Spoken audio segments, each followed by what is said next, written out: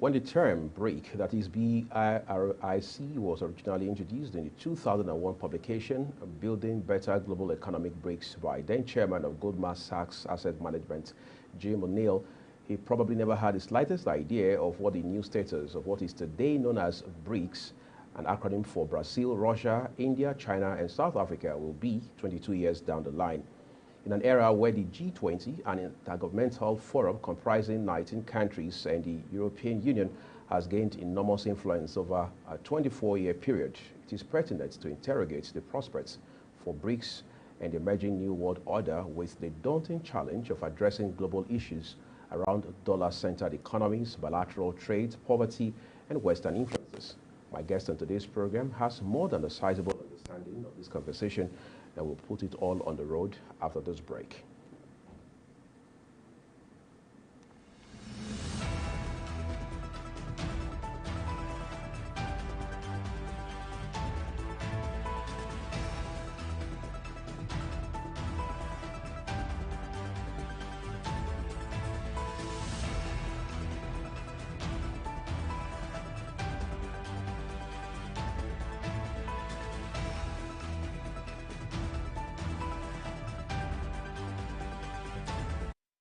Welcome to a big talk on global television. We're in Nigeria's capital, Abuja. I am Wuyi Agumofregbe. My guest on today's edition of the show is Idris Shoaib, Foreign Affairs Analyst. It's always a delight to have you join us here on the program.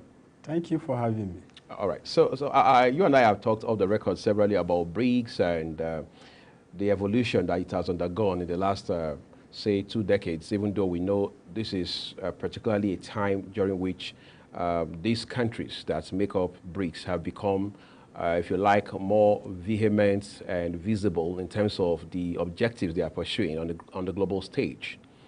But again, not so many persons have a handle on what exactly it is that BRICS as a bloc represents, even though they just had a summit that rounded off a matter of days ago in South Africa. Would you like to quickly walk us through all of that?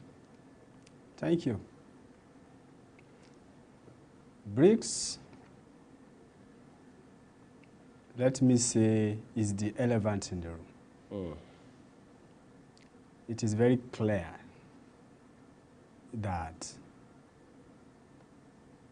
the Western hegemony is declining. It's crumbling with BRICS. The emergence of BRICS has changed the dynamics of the international system or relations. BRICS, from your introduction, the acronyms, the countries that form BRICS: Brazil, Russia, India, China, and South Africa. This country came together to challenge, from my own point of view, to challenge the United States Western dominance. BRICS is on the world stage to liberalize international trade, an institution, by promoting multilateralism and countering unipolar and bipolar world. What do I mean by these terms or terminologies? A way back, after the end of the Second World War, we enter a Cold War. We saw ideological foes on world stage. United States of America promoting democracy and capitalism. Russia, socialism, that is Soviet Union. These blocks, we now have 2 blocks here. Is either you are with the Eastern Bloc or the Western Bloc. You have to subscribe to these blocks. Down to after, let me say, with the collapse of Soviet Union in 1991, we enter another era because we have to follow the pattern of international relations. Yeah, because there's a history to it. There's a history to it. Because you have to understand what era are we? What is the angle these global players are looking at and their influence across the world. Now we enter a unipolar world. With the collapse of Soviet Union, like I said before, United States became global power. You know, United States became the world police. So by creating institutions that U.S. can control. You know, with this, you know, United States enjoying this capacity for let me say, like 2 decades. Now, presently, we saw the emergence of some players on the world stage challenging U.S. dominance, like I said before. So BRICS, they now form BRICS. So they understand that they have been bullied by the Western world.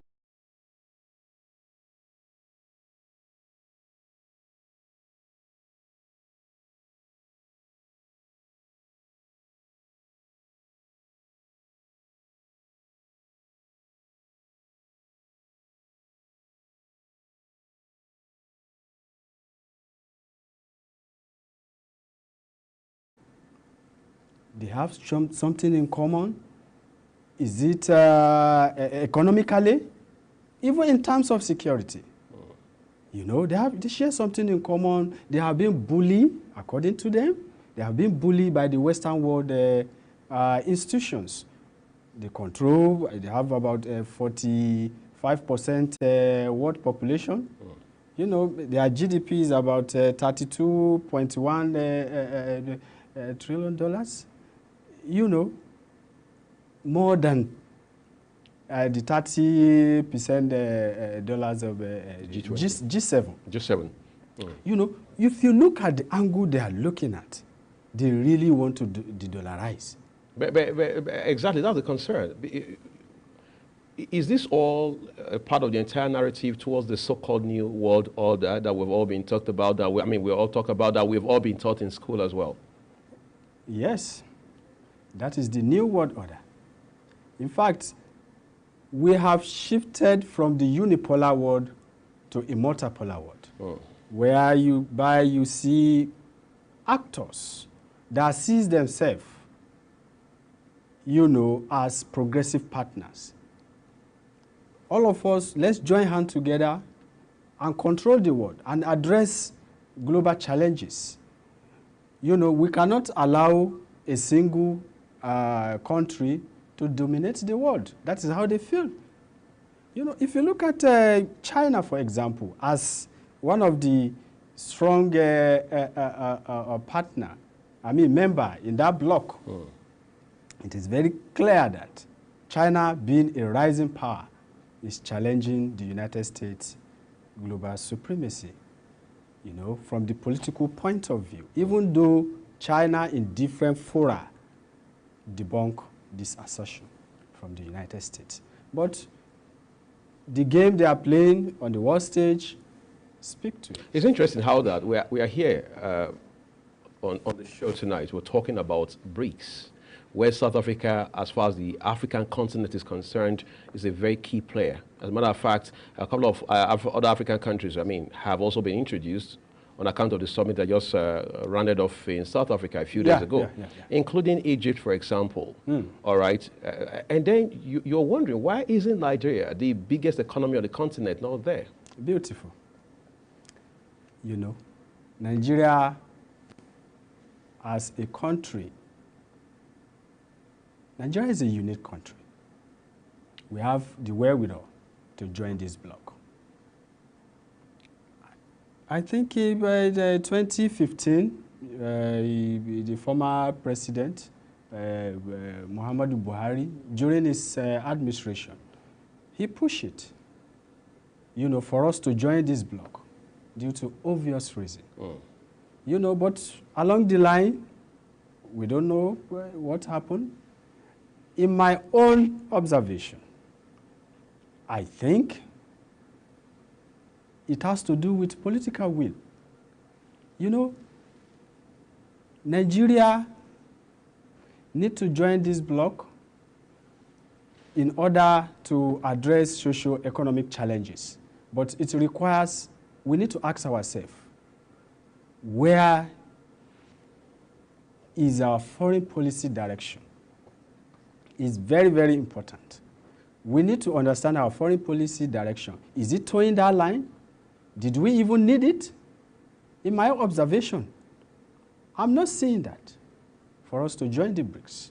Some are blaming South Africa. We can also talk to other partners. Some of the members there that were allies, especially the new member states that will join fully in January, 1st January 2024. Right. You know, Nigeria need to join this bloc. But our foreign policy, we need strong political will to join it. Way back, the African Free Trade Agreement, we handle it with levity. South Africa, you ask of South Africa. Right. South Africa hosted the last summit, right? South Africa now can decide for the continent. And Nigeria, we have the potential, we have the capacity to lead this continent. The African Free Trade Agreement that we clear the barriers of trade in the continent. To allow for integration. Yes, to allow for integration and development. You know, Nigeria handle it with levity. People have said this as a result of a policy somersault on the part of the Nigerian authorities. Is it not possible to run circles around that? By that I'm saying that, is it not possible for us to straighten out our policy direction, like you rightly said? Because if we're not very clear about what our policy direction is, then I'm afraid we're not so sure how we are relating with other parts of the world. I mean, 23 years into a whole new millennium. You're right. You know, let me just go back to the BRICS. Their core agenda is, economists call it de-dollarization. You know, United States in 1979, the command of money changed. They have strong influence on world stage. This dollar, to many economics, even observers, is weakening the economy of the developing nations. United States as a strong country has helped us in different ways. I will not dispute. By us, Nigeria? By us, even in even Africa, across the world. Right. But sometimes you have to take some decisive decision. Now, United States promotes democracy and capitalism. Fantastic. But there is a new thinking now here. Dollar. For example, in Nigeria, we cannot continue to be pushing for a commodity that is scarce. You look for dollar, the demand is high and it's scarce. And we use it as our means of foreign exchange. It's killing us. We just have to do something. We have to de-dollarize. You know, these, just like I told you before, these countries, the BRICS nation, they can, South Africa can trade with China, with South African rand and Chinese yuan. You can see they have reduced the propensity, they have reduced the influence of the dollar.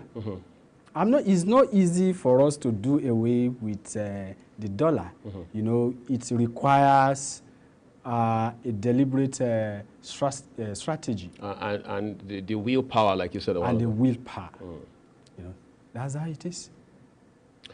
And then I'm just curious, let's switch a little now to the G20 summit that's on the way in, excuse me, on the way in India. We understand our president, Bola Tinubu, was specially invited. Isn't that a clear indication that Nigeria as a country is still almost totally leaned towards the West as against the East, part of which is represented essentially in the BRICS? Thank you. Since 1960, when we got our independence,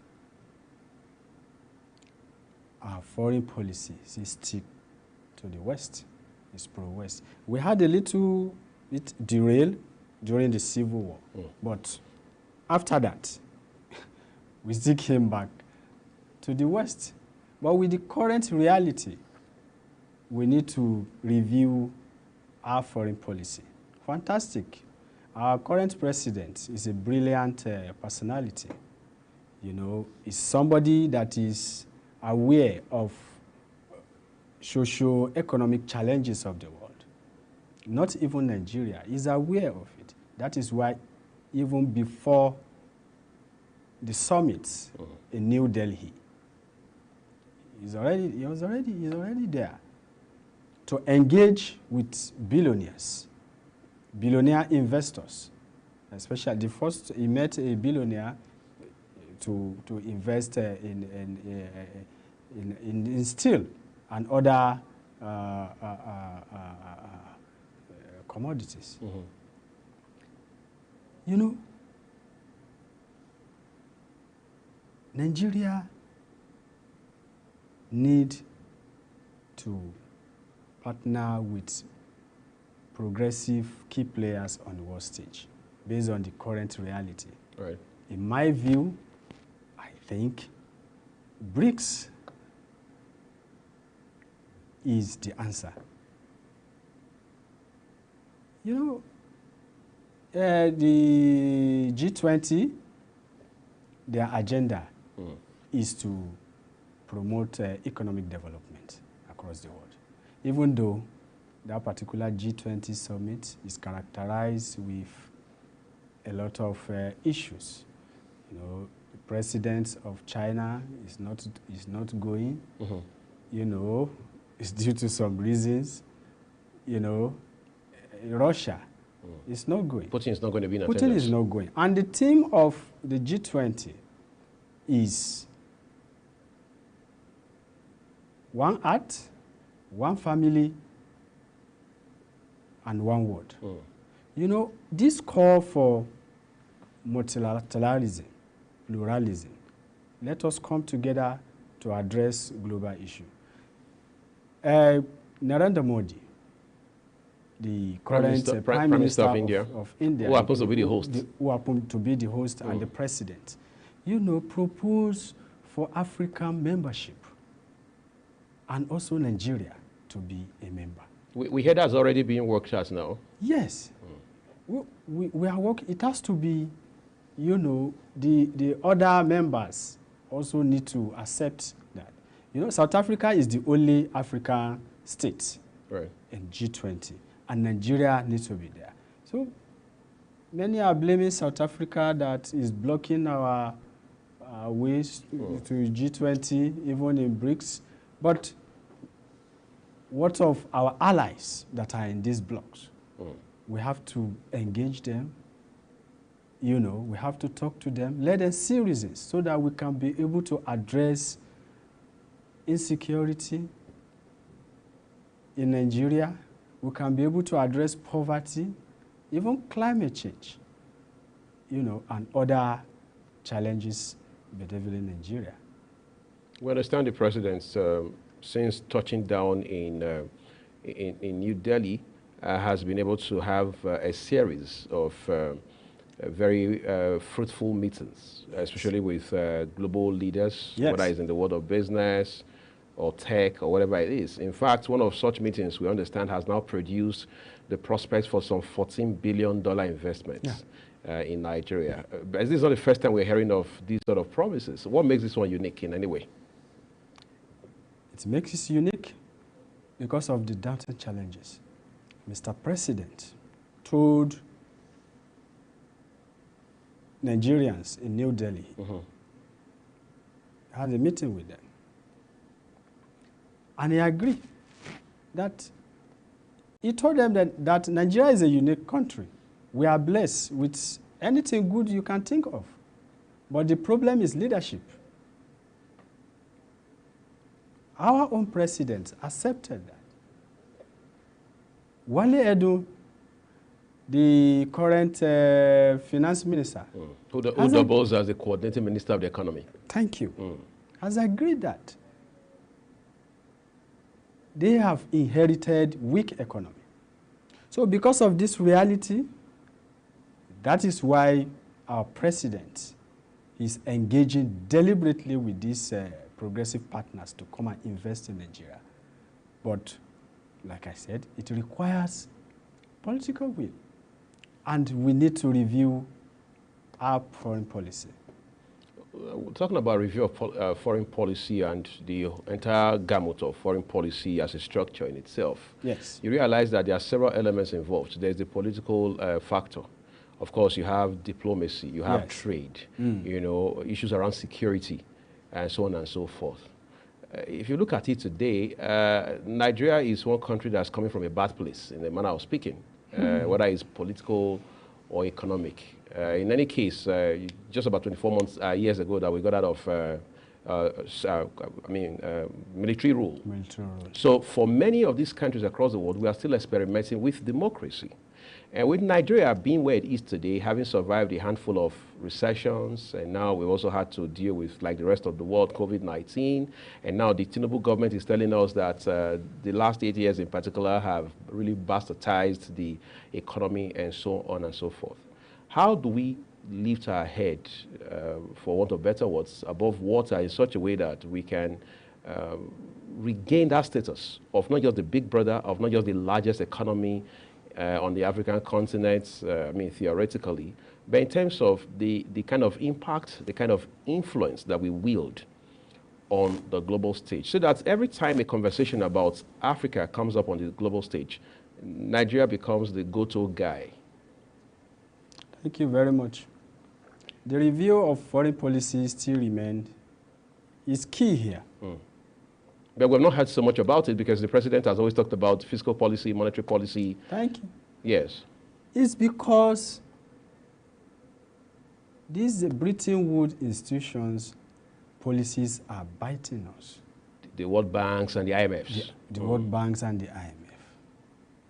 Mr. Tinubu, body language is with the G20, which really shows that our foreign policy direction is still with the West. Is that a good thing? This is a strategic question. It depends on how we are able to push it. But from your standpoint, what's your candid assessment? My candid assessment is we should do away with dollar. We should go with... And pitch tent with the BRICS. With the BRICS. But we should also align with the Western world in other areas. But our economy, our core economy, should be with the BRICS. I think this is a conversation we're going to have for quite some time because as of today, we realize that the President, Tinubu government has barely actually gotten on the road. This is just about the 4th month into this government, and we know that he has till at least 2027 to do whatever he needs to achieve in light of the renewed hope agenda. So we want to believe, quite frankly, with all of the developments we're seeing across this country and even on the international scene, that the president and the government he now leads will rejig and, if you like, tweak the foreign policy arrangements for Nigeria so that we can have a robust, dynamic, and very rewarding conversations on the world stage, whether it's on matters around security, economy, diplomacy, and so on and so forth, including trade, by the way, because we need to drag in as much foreign investment, foreign direct investment, that is, as possible. I want to say a big thank you to you, Idris Shuaibu, for coming on the show today. And that's what we're leaving it, everyone. We can't thank you enough for spending a part of time with us. I'm Muyi Agmofwe. Stay with Global Television.